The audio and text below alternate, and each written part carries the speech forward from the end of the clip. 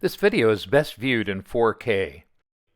See the links below for the 1940s sectional aeronautical charts and links to reference information. The inspiration for this came from my daughter and son-in-law when they were driving back home from Helena, Montana, and passed this historical plaque for the Spokane Hill Airway beacon. Up on the hill, the beacon itself. These beacons were put in during the 1920s by the U.S. Airmail Service to provide nighttime navigation. My grandfather, C.C. Mosley, shown on the left in this photo, was one of the pilots that flew the Civil Airmail Route 4 for Western Air Express between Salt Lake City and L.A. And here's the Douglas M2 mail plane, the type he flew. Doing the research for all of this, I came across this wonderful website, and it inspired me to learn even more. This ultimately led to me creating a series of lighted airways for the western U.S., including his old route, in the X-Plane simulator. Here's what the beacons look like in the simulator. The beacon rotates so as to produce a flash every 10 seconds. In addition, there are fixed course lights that line up along the airway and flash a Morse code pattern that helps the pilots distinguish one beacon from the next. We'll see this in our flight. Here's how the beacons look on the 1940s sectional charts I used to lay these out. The Morse code flashed by the course lights is right on the chart.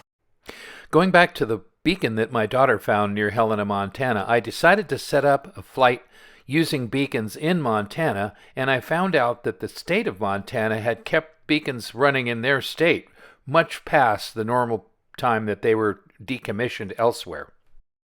The route we're flying tonight starts in Billings on the lower right of this map, horizontally to the west through Bozeman, and then to the northwest and up to Helena, Montana in the upper left. If you're looking at this in 4K, you can probably see the beacons depicted on the charts. The other thing you can see are the four-course radio ranges. They're depicted by the gray fans radiating out from the station. My simulator is set up with helicopter controls like these. And one of the helicopters that I frequently fly is the CH-47 Chinook.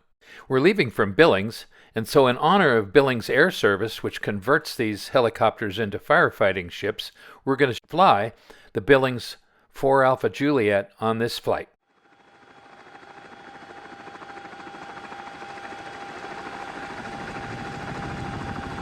Okay, let's go flying. This trip is about an hour and 20 minutes long. Relax and enjoy.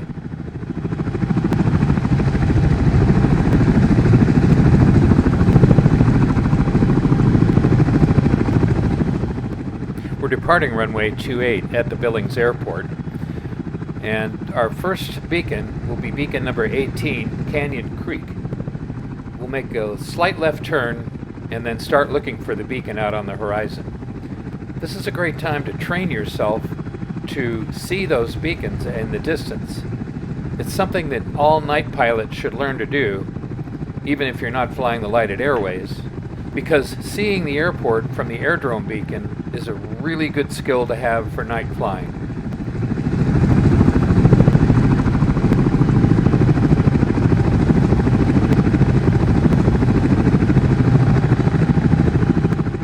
We're climbing to 6,500 feet. A westbound VFR altitude. Later we'll climb to 8,500 as we get up into the mountains.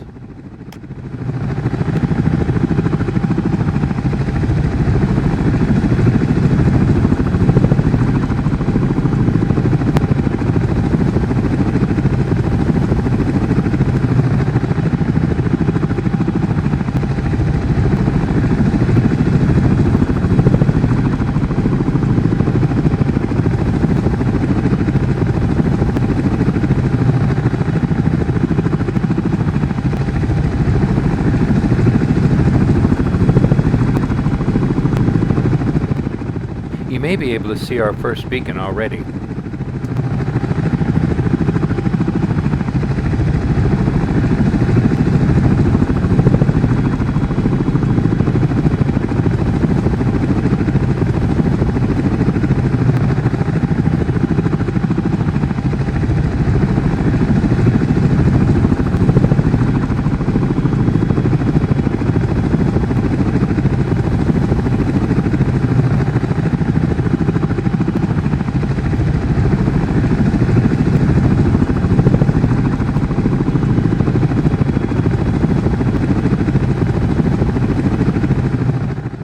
first beacon's out there. You might have just seen it. Let me zoom in to make it a bit easier. And there it is. Did you see it?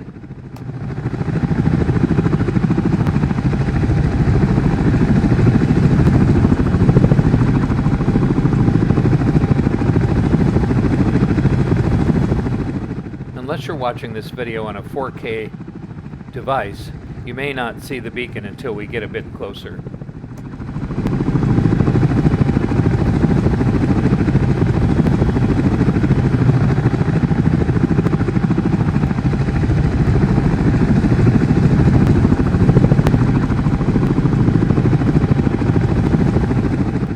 This is what those old airmail pilots had to deal with. The beacons were spaced originally 10 miles apart, but after they learned that they could spot them farther away, they took some of them out. Many of them are now only 20 miles apart.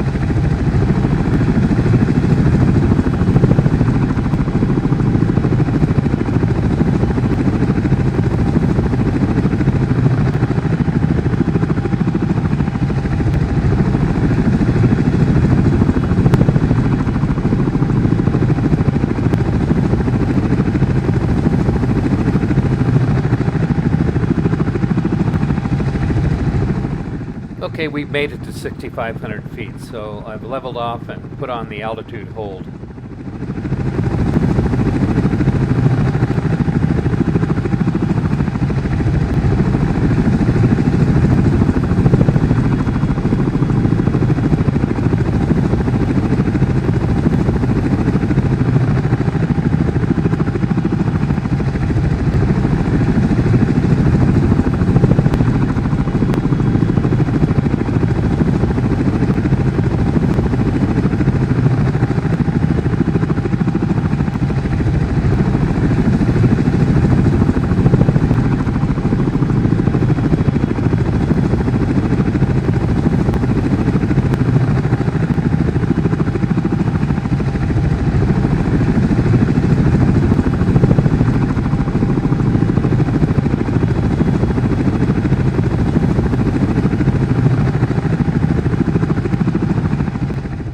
As we get closer, you'll notice that the beacon becomes less bright because we're actually above the line of fire of the beam of the beacon. So you should be able to see it easily now. It's most of the way on the near end of this line of lights extending in front of us from lower left to upper right.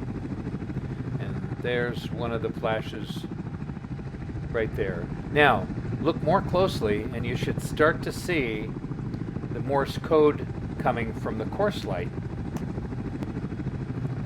Dash, dot, dot, dot. That's a B in Morse code. Course lights are red for beacons along the airway, and the beacons at landing fields have green course lights.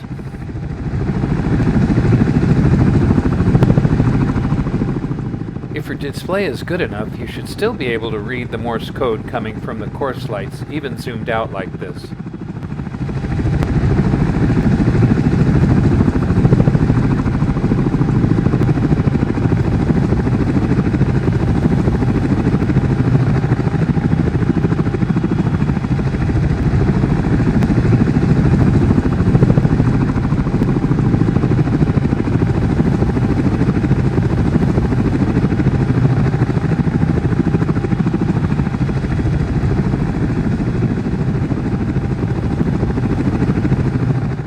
Well, we're nearing the end of our journey.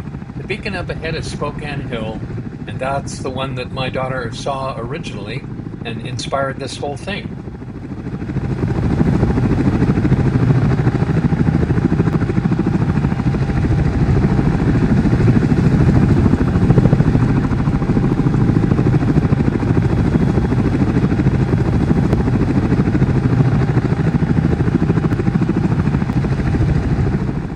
Pardon me while I shut off the aux boost pumps before the aux tanks run dry. We'll be drawing off the main tanks from here on in. We're almost there anyway.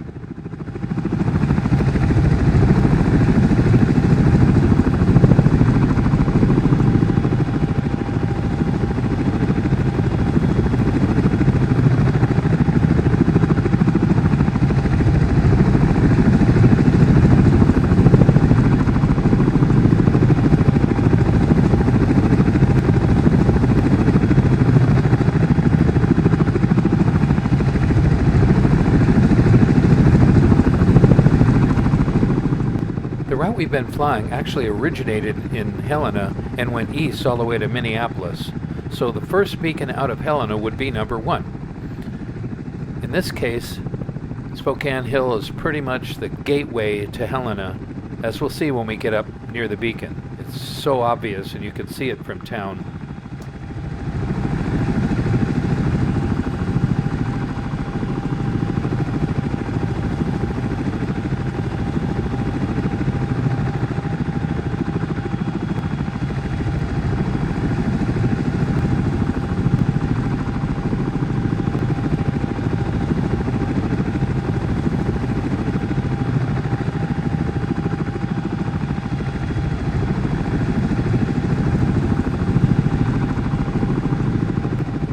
Just passing through 6,000 feet on our descent.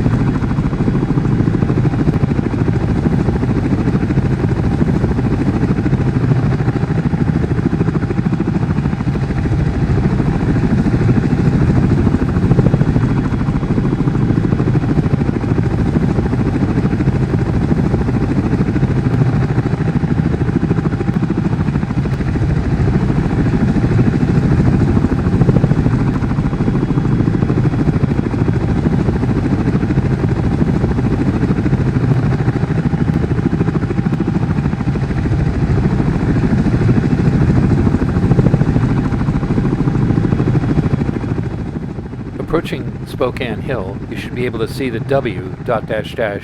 and as we complete our turn, off in the distance, the Helena main airport.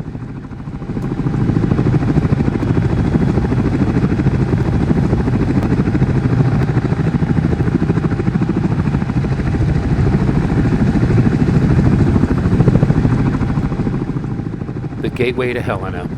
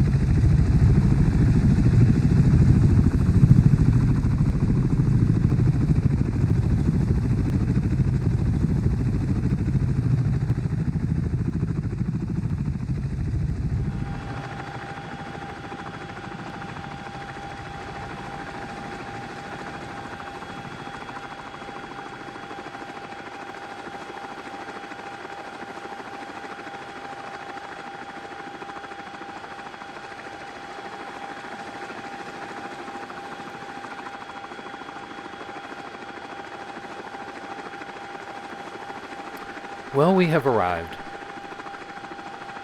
Once we get over the runway, I'm going to sidestep and avoid the localizer antenna, which I know is out there. I see the little red light on top of it. And then go over and land at the Forest Service Air Attack Base ramp. Since we're a firefighting helicopter, that's where we should land. I really appreciate you coming along with me. If you've watched it this far, I appreciate it, and hope you enjoyed it. This was a lot of fun to make.